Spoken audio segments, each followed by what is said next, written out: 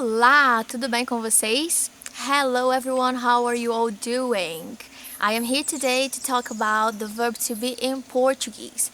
If you don't know me yet, my name is Maite and I'm here to help you learn all about Brazilian Portuguese. So let's start our lesson. Did you know that we have two different verbs in Portuguese for the verb to be in English? That's the most important information about today's lesson, so please do not forget that. We have the verb ser, verbo ser, and we also have the verb estar, verbo estar, and both of them are equivalent for the verb to be in English. The difference between the verb ser and the verb estar is really easy and quick to understand. The verb ser is related to something, to a condition, to a characteristic that is permanent, so something that doesn't change, whilst the verb estar means something that it's not permanent, it's a condition or a characteristic that changes over time. So that's the main difference. Verbo ser for something permanent, verbo estar for something that it's not permanent. If we choose the sentence Maria is beautiful, Maria is beautiful in English, we can translate this sentence into two different forms to Brazilian Portuguese. If we say Maria é bonita, in this case we are using the verb ser. We are conjugating the verb ser. The conjugation for she, Maria, is é. Maria é bonita. We are giving the information that she is beautiful. She was born beautiful and she will always be beautiful. She's pretty.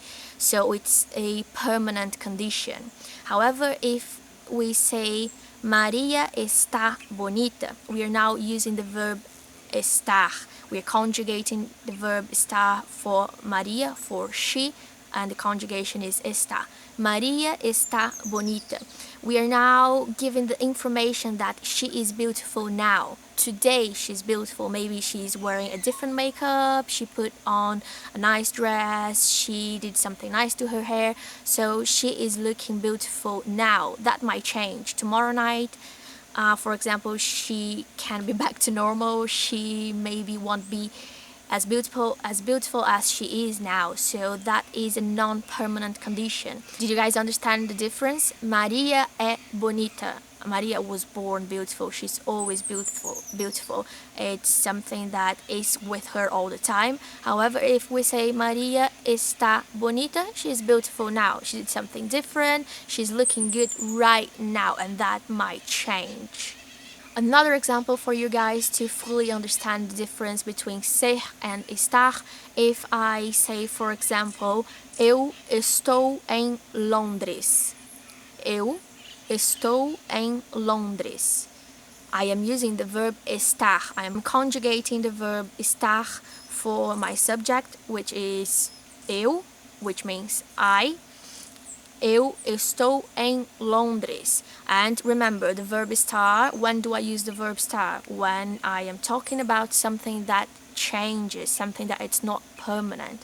So I am in London now. Tomorrow I might be in Miami if I take a flight. However, if I say eu sou de Londres, I am now using the verb ser. I am conjugating the verb ser for the subject, which is eu, I. Eu sou de Londres. And that changes the context completely. I am now saying that I am from London. I was born in London, and that will never change. I can't ask my mom to give birth to me again.